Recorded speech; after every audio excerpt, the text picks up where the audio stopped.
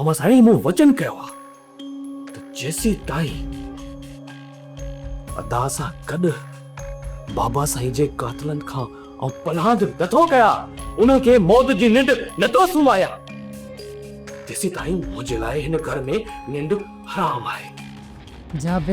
जाबिर मां मरण नथी चाहियां। मैडम जे तू नथी मरण चाहीं त पोइ चाकर खान मरंदो। त पोइ मारियो न चाकिर ख़ान खे।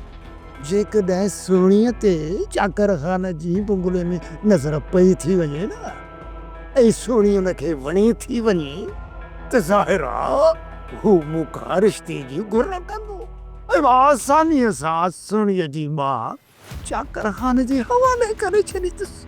पोइ ख़बर न छा थींदो।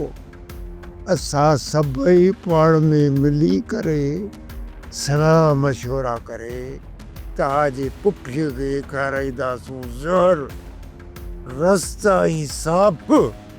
पोइ चाकर खान जी मिल्कियत ते उहो असांजो कब्ज़ो।